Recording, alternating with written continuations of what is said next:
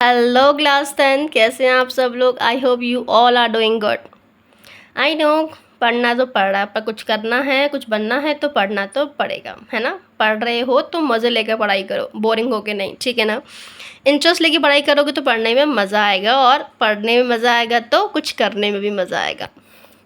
तो आज हम लोग यहाँ पढ़ने वाले हैं केमिकल रिएक्शन एंड इक्वेशन, मतलब केमिस्ट्री का फर्स्ट चैप्टर, मतलब साइंस का चैप्टर है आपका ये, ठीक है। बहुत शॉर्ट में एक्सप्लेन करूँगी इसको, और इम्पॉर्टेंट रिएक्शन सारी होने वाली हैं with observation, explanation, reactivity, activity, सब जो बोर्ड में PYQs आए हुए हैं सब यहाँ बताने वाली हूँ, कौन कौन से क्वेश्चन आए हुए हैं।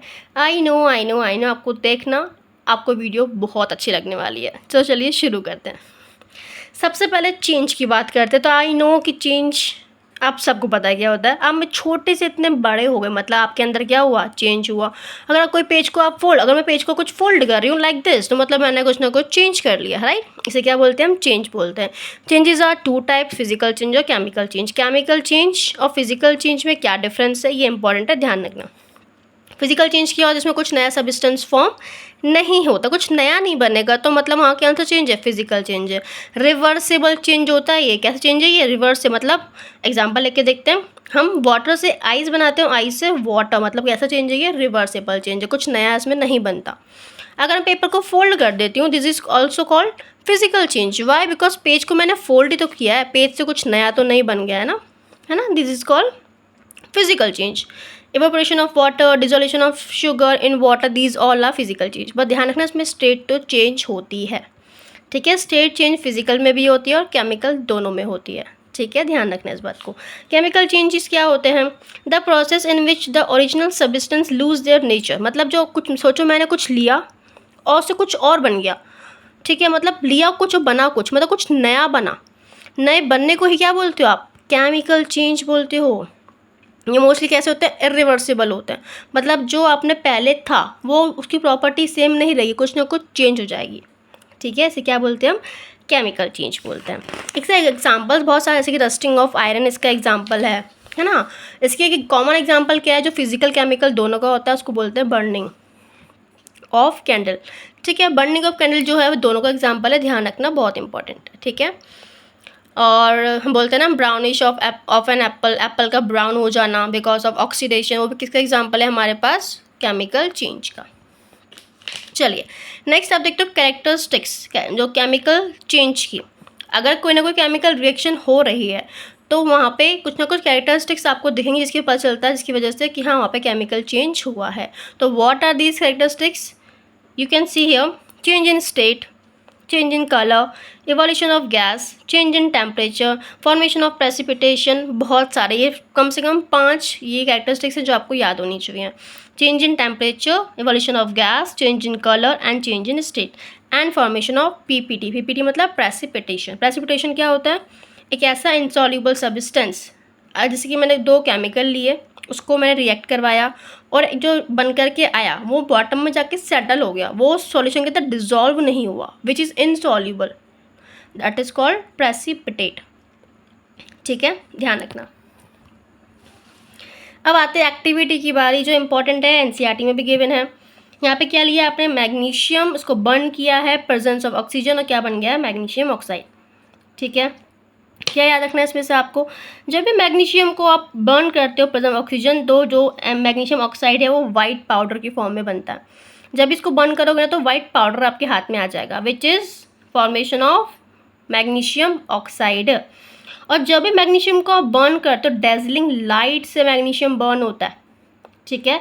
आपने देखा है ना कभी वो दिवाली पे हम क्रैकर्स बर्न करते हैं, स्पेशली वो फुलझड़ी वाला जो होता है, जैसे चिंगारी निकलती है ना उसकी, which is a white dazzling light, ऐसी होती है। वही सेम लाइट आपको मैग्नीशियम जलने पर भी दिखती है। पर ध्यान रखना, मैग्नीशियम को घूर के नहीं देखना होता है, थोड़ा दूर रह के देखना होता है। आप चाहो तो गूगल्स लगा सकते हो, बिकॉज टेम्परेरी आपको ब्लाइंड भी कर सकता है, ठीक है ना, ध्यान रखना इस बात को, ठीक है। डेजलिंग लाइट वाला ध्यान रखना कॉन्सेप्ट, और प्लस क्या बनना, white powder, which is due to magnesium oxide. I hope कि आपको अच्छे से दिख रहा हो। अच्छा यहाँ पे चीज़ बता दूँ मैं, रिएक्टेंट और प्रोडक्ट क्या होता है।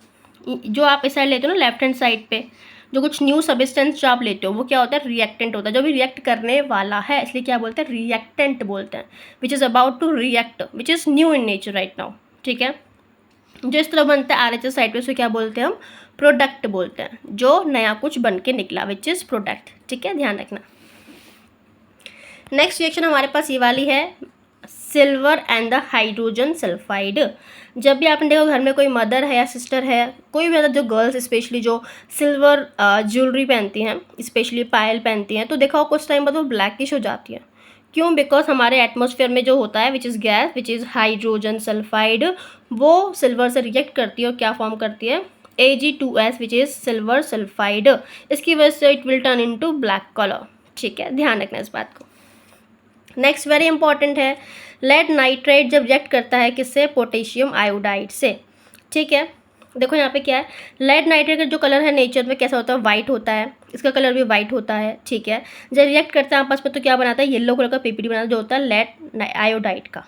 क्या बनाता है, येलो पीपीटी, वो किसका होता है, लेड आयोडाइड का। ये क्वेश्चन आया हुआ है, ऑब्जर्वेशन से देख लो कैसे कैसे दी हुई है इसकी पेपर में, आपको इस तरीके से ही लिख करके आना है सेम।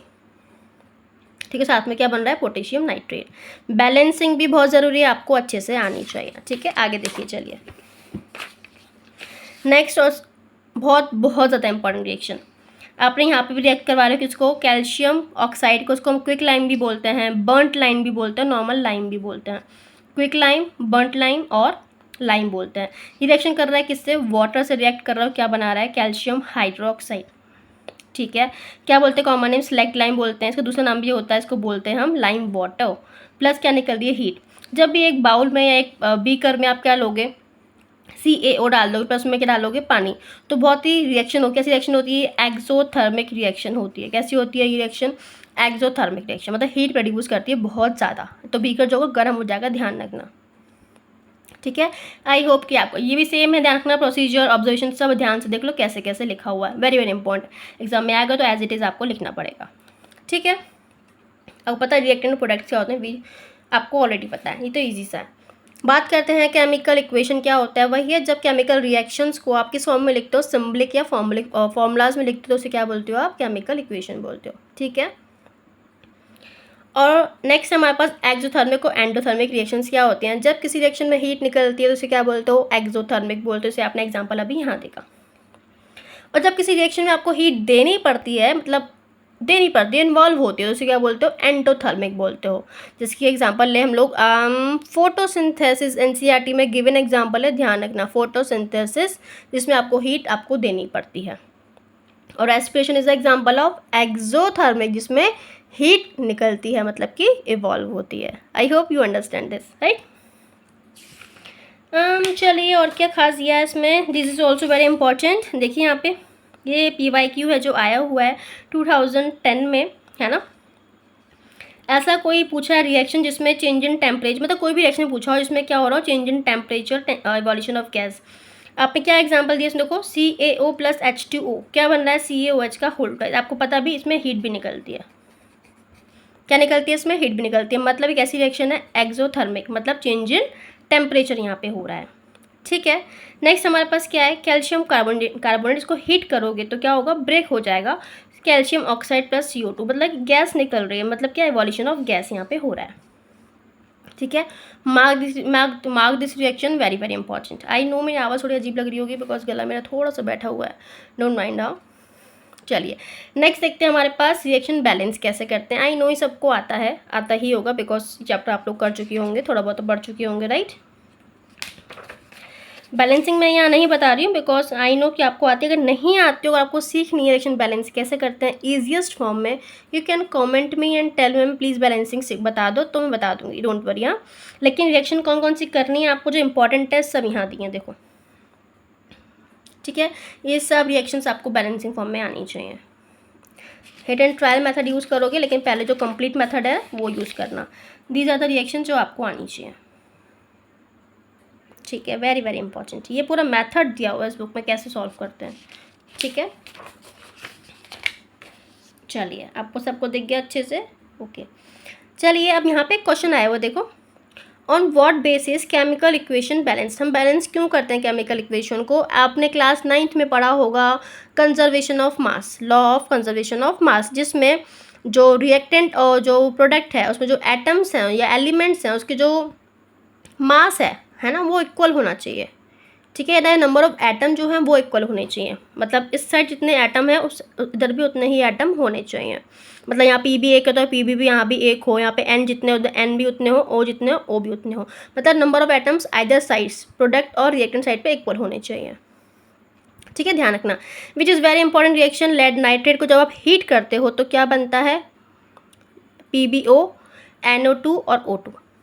ठीक है, बैलेंसिंग याद कर लो उसकी, 2, 2, 4 इंपॉर्टेंट है, पेपर में आई हुई है, ध्यान रखना। ठीक है, कब आई है, 2009 में और 2010 में आया हुआ क्वेश्चन है। नेक्स्ट, ये कुछ एनसीईआरटी के क्वेश्चन हैं, आपको गिवन है एनसीईआरटी में, देख लेना इसको एक बार। ठीक है, नेक्स्ट हमारे पास है types of chemical reaction. Reaction कैसी होती है, combination reaction, decomposition, displacement, double displacement, oxidation, reduction reactions.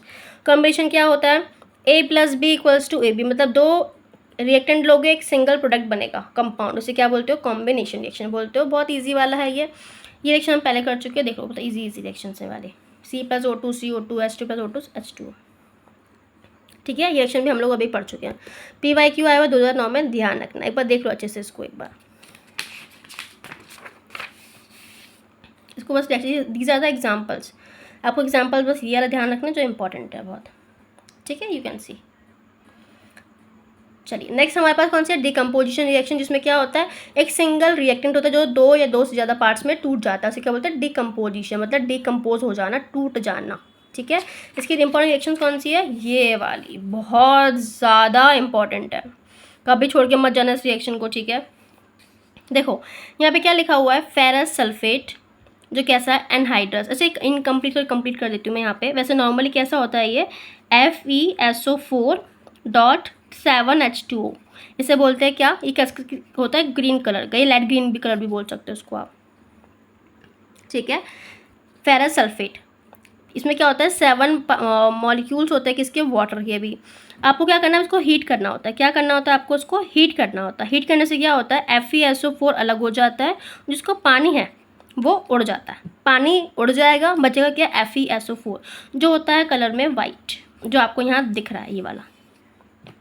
ठीक है, दोबारा बोल रही हूँ, FeSO4.7H2 लेते हो, उसको बोलते हैं ग्रीन कलर का होता है, सेम नॉर्मल ग्रीन विट्रॉल भी बोलते हैं, नेक्स्ट चैप्टर में आप लोग पढ़ोगे उसको, या फिर मेटल नॉन मेटल में होगा, ग्रीन विट्रॉल बोलते हैं उसको हम। ठीक है, इसको आप हीट करते हो, क्या बनता है, FeSO4, H2 उसमें से अलग हो जाएगा, जो किस कलर का होगा, वाइट। नाम क्या है इसका, देखो, एनहाइड्रस फेरस सल्फेट, मतलब क्या है इसका, एनहाइड्रस मतलब जिसमें बिल्कुल भी पानी नहीं होता है, फेरस, और फेरस मतलब FeSO4। ठीक है, ऐसा किस कलर का है, ये वाइट। इसको आप क्या करोगे, फर्दर हीट करोगे, जो लिखा नहीं है पर लिख लेती हूँ मैं यहाँ पे, क्या बन जाएगा इससे, Fe2O3 SO2 SO3 गैसेस बन जाएंगे। ठीक है, क्या नाम है इसका, फेरिक ऑक्साइड, जो कलर में कैसा है, ब्राउन, इम्पॉर्टेंट है, ध्यान रखना। ठीक है, अगर दिखाऊंगी ये PYQ में भी आया हुआ है। ठीक है, आई होप कि विजिबल है, आपको समझ में आई हो। आगे बढ़ते हैं, चलिए नेक्स्ट वेरी इंपॉर्टेंट रिएक्शन जो बोर्ड में आई हुई है, दिखाऊंगी आगे क्वेश्चन होगा इसका भी। देखो क्या लिखा हुआ, लेड नाइट्रेट लिया आपने, क्या बनता है इसको हीट करने पे, PbO, NO2 और O2। ठीक है, एक्सपेरिमेंट है, आपने टेस्ट ट्यूब में क्या लिया, लेड नाइट्रेट लिया, आपने उसको बर्नर की हेल्प से उसको हीट किया, हीट करने में इसमें से ब्राउन कलर की फ्यूम्स निकल रही हैं। फ्यूम्स किस गैस की हैं, वो NO2 नाइट्रोजन डाइऑक्साइड की गैसेज होती हैं। तो ये क्वेश्चन है, ऑब्जर्वेशन ध्यान क्या रखा, you will observe that emission of brown fumes of nitrogen dioxide, very very important आया हुआ है, ध्यान रखिएगा। चलिए हमारे पास डिकम्पोजिशन 3 टाइप की होती हैं, थर्मल, इलेक्ट्रोलाइटिक, फोटो। थर्मोलाइसिस मतलब प्रेजेंस ऑफ हीट, इलेक्ट्रोलाइटिक मतलब प्रेजेंस ऑफ इलेक्ट्रिसिटी, फोटो मतलब प्रेजेंस ऑफ लाइट। चलिए कौन सी रिएक्शन आपको करनी बता देती हूँ मैं, इसमें आप फर्स्ट करनी है, इसमें से आपको ये वाली हीट वाली, कैल्शियम कार्बोनेट ब्रेक हो जाता है, ये इतनी इंपॉर्टेंट नहीं है, आप स्किप कर सकते हो। हाँ, इसमें कौन सी करनी है, इलेक्ट्रोलिसिस में इलेक्ट्रोलिसिस ऑफ वाटर करनी है, ध्यान रखना। PYQ आया हुआ है, इंपॉर्टेंट है, प्लीज़ रिमेंबर दिस। कैसे करना है बता देती हूँ मैं आपको एक बार। डायग्राम इसमें इतना खास नहीं है, डायग्राम तो NCERT में बहुत अच्छा दिया है, लेकिन बता देती हूँ क्वेश्चन कैसे बनता है इसके ऊपर। ठीक है, 3 चीज़ें पूछना है इसमें से। नंबर 1, जब भी H2O ब्रेक करोगे, कॉमन सी बात है, वो H2 मतलब हाइड्रोजन गैस और ऑक्सीजन गैस में टूट जाता है। देखो आपने एक बीकर लिया, बीकर में पानी डाला, पानी में 2 इलेक्ट्रोड लगा दिए, इलेक्ट्रोड को बैटरी से जोड़ दिया। ठीक है, एक तरफ है एनोड, एक तरफ है कैथोड। एनोड मतलब पॉजिटिव चार्ज और कैथोड मतलब नेगेटिव चार्ज। ठीक है, आगे सुनो, आप इस पानी में डालते हो बेटा acid which is sulphuric acid H2SO4। क्यों डालते हैं एसिड? अब नेक्स्ट चैप्टर में पढ़ोगे, जब एसिड पानी में जाते हैं तो अपने आयंस में टूट जाते हैं। जब भी एसिड जाएगा अपने आयंस में टूट जाएगा, तो सोचो उस पानी में आयंस आ गए, और जिस पानी में आयन हो वो क्या करेगा, इलेक्ट्रिसिटी को कंडक्ट कराएगा, है, इसलिए हम एसिड का यूज़ करते हैं। ध्यान रखना इंपॉर्टेंट है, ठीक है। तो जब इलेक्ट्रिसिटी कंडक्ट होगी तो गैस इवॉल्व हो रही है, H2 + O2 पॉइंट टूटेगा। तो क्या होता है, इस इलेक्ट्रोड पे ऊपर की तरफ 2 टेस्ट ट्यूब लगा लेते हैं यहाँ पे, उस टेस्ट ट्यूब में पानी आ जाएगा। तो एक टेस्ट ट्यूब में H2 गैस, एक टेस्ट ट्यूब में O2 गैस बनती है। अब पूछा ही जाता है कि किस साइड पर, एनोड या कैथोड, किस साइड पर क्या बनती है H2, किस साइड बनती है O2। तो क्या ध्यान रखना है, एनोड पे बनती है यहाँ पे O2 और कैथोड पे बनती है यहाँ पे क्या, H2, ठीक है। ए से एनोड, ए से O से ऑक्सीजन, क्या याद करोगे, ओए ओए बोले तो O से ऑक्सीजन, ए से एनोड। बचा हुआ साइड क्या होगा, इसका अपोजिट हाइड्रोजन और कैथोड वाला, वो आपको ध्यान रखना है, ठीक है।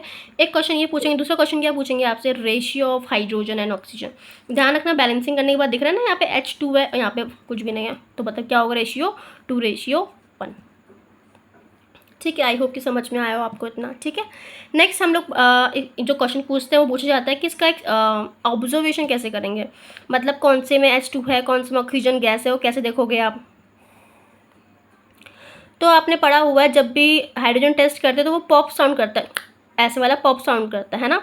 तो उसके लिए क्या करेंगे ना, हम लोग एक मैथ स्टिक को टेस्ट ट्यूब के माउथ तक लेके जाएंगे। अगर पॉप साउंड हुआ तो उसमें टेस्ट ट्यूब में हाइड्रोजन गैस है, अगर वो जो फ्लेम है मैथ स्टिक की वो बढ़ जाती है तो मतलब वहाँ पे ऑक्सीजन गैस है, because oxygen is a flammable gas जो कि फ्लेम को बढ़ा देती है, ठीक है। ध्यान रखना इंपॉर्टेंट है। देखो बेटा क्वेश्चन ये रहा, जो बोलता PYQ आया होगा, ये वाला देखो, ये रहा, बहुत अच्छे से करना इंपॉर्टेंट है, ठीक है। एक PYQ यहाँ पे भी है, यू कैन सी, सेम जो हमने पढ़ा था वही वाला ही है, ठीक है। चलिए नेक्स्ट डिस्प्लेसमेंट, बहुत इंपॉर्टेंट है, वही है most reactive element displace least reactive element, वो सब ये कर लेना, ये तो बहुत ईजी है, ठीक है। इसके एग्जाम्पल देख लेते हैं, आप पढ़ लेना उसको, ये तो बहुत सारे एग्जाम्पल्स हैं, ठीक है। अब नेक्स्ट करेंगे हम डबल डिस्प्लेसमेंट। डबल डिस्प्लेसमेंट क्या होता है, दो कंपाउंड्स अपने आयंस को क्या करता है, एक्सचेंज करते हैं, उसे क्या बोलते हैं, डबल डिस्प्लेसमेंट। ये पॉजिटिव होगा, ये नेगेटिव, ये पॉजिटिव, ये नेगेटिव, पॉजिटिव जाएगा नेगेटिव के पास, ये पॉजिटिव जाएगा नेगेटिव के पास, मतलब क्या बन जाएगा ADBC, ठीक है। चलिए अब ध्यान रखना, जो हमारे पास टाइप्स भी हैं डबल डिस्प्लेसमेंट के, एक होता है प्रेसिपिटेशन रिएक्शन, दूसरा होता है गैस फॉर्मिंग, थर्ड होता है न्यूट्रलाइजेशन रिएक्शन, ठीक है। एग्जाम्पल जो अच्छा लगे कर लेना। देखो सिंपल करते क्या है, AgNO3 लिया आपने यहाँ पे प्लस NaCl लिया, Ag प्लस होता है NO3 minus, Na plus Cl minus, positive हमेशा लिखते हैं पहले, ध्यान रखना, ठीक है। AgNO3 बनेगा, AgCl बनेगा, NaNO3 बिकॉज ये नेगेटिव है ना, मैंने उसको पॉजिटिव चली गई, ये प्लस, ये नेगेटिव, ये positive negative, AgCl NO3 NaNO3, always positive first. अच्छा बताओ हम NO3 Na क्यों लिख रहे हैं, बिकॉज हमको पता है पॉजिटिव पहले आएगा, ध्यान रखना है इस बात को, ठीक है। और जो आगे बना है वो क्या बना हुआ है हमारे पास, वाइट कलर का PPT which is silver chloride, ठीक है। आई होप कि ये रिएक्शन से आपके पास गैस फॉर्मिंग की, जिंक सल्फाइड लिया है, HCl लिया है, क्या बन गया ZnCl2 और H2S, यहाँ पे एसिड बेस क्या बन गया, सॉल्ट प्लस वाटर। ये इंपॉर्टेंट आपको याद करनी है, तो रट्टा मारो उसको, कैसे भी करो पर इंपॉर्टेंट है। नेक्स्ट टॉपिक हमारे पास क्या, ऑक्सीडेशन। ऑक्सीडेशन क्या होता है, वही ऑक्सीडेशन बोले तो addition of oxygen, removal of hydrogen, इसे क्या बोलते हैं ऑक्सीडेशन। रिडक्शन क्या होता है, addition of hydrogen, removal of oxygen, ध्यान रखना इंपॉर्टेंट है। उसके अलावा ऑक्सीडाइजिंग क्या होता है, जिस भी सब्सटेंस का ऑक्सीडेशन होता है वो रिड्यूसिंग एजेंट होता है, जिस भी सब्सटेंस का क्या होता है रिडक्शन, वो ऑक्सीडाइजिंग एजेंट होता है, अपोजिट, ध्यान रखना, ठीक है। चलिए ज़्यादा कुछ खास नहीं है इसमें, कोरोजन आई नो आपको आता होगा अच्छे से, आप कर लेना उसको, वो तो फिर भी मैं देख लेती हूँ, यहाँ पे दिया हुआ है कंबशन कोरोजन, ये रहा एग्जाम्पल क्या है, रस्टिंग ऑफ आयरन दिया हुआ है कोरोजन में, ठीक है। ये रस्ट का फॉर्मूला दिया हुआ है आपको, ध्यान पर देख लो उसको अच्छे से, है ना। इसमें सिल्वर पे सिल्वर पे भी कोरोजन हो जाता है, सिल्वर सल्फाइड का जो पढ़ चुके आगे ऑलरेडी, ब्लैक कलर का होता है, ध्यान रखना। तो आयरन पे रस्ट लगती है ब्राउन कलर की, सिल्वर पे लगती है ब्लैक कलर की, कॉपर पे लगती है ग्रीन कलर की, याद रखना दिया हुआ यहाँ पे ये रहा, ठीक है, ध्यान रखना सबको। ये कुछ एलॉय डस्टिंग वगैरह के एग्जांपल बहुत सारे, वो मैं नेक्स्ट चैप्टर में पढ़ना है, मेटल नॉन मेटल में, थर्ड वाला चैप्टर, तो इसलिए मैं ज़्यादा डिटेल में नहीं पढ़ा रही यहाँ पे। डेंसिटी क्या होती है, वही ऑयल वाले फैट वाले जो सब्सटेंस की चीज़ें खराब हो जाती हैं जल्दी से, तो उसके लिए हम पैकेट्स में नाइट्रोजन गैस का यूज़ करते हैं, जो कि लीस्ट रिएक्टिव गैस होती है, जो बहुत जल्दी रिएक्ट नहीं करती है ऑक्सीजन वगैरह से, तो उसका यूज़ हम करते हैं यहाँ पे, ठीक है। ये एक PYQ है जो आया हुआ है, ध्यान रखना इसको। क्या हो रहा है इसके यहाँ पे, ऑक्सीडेशन हो रहा है, ठीक है, Cu से CuO। बस, ज़्यादा कुछ खास नहीं है। ये कुछ क्वेश्चंस और हैं, अगर आप कहोगे कमेंट करोगे तो बता दूंगी एक्स्ट्रा, बहुत सारे क्वेश्चंस हैं इसमें। अच्छा, मैं आपको एक चीज़ बताना भूल गई इन द लास्ट, मैं स्किप कैसे हो गई पता नहीं मेरे से, शायद दिया नहीं है, पता नहीं क्या, वो भी इंपॉर्टेंट है, जो AgCl एग्जाम्पल होता है ना डिकम्पोजिशन का, हाँ ये वाला, सॉरी, फोटोलिसिस का बताना भूल गई, जल्दी जल्दी मैम।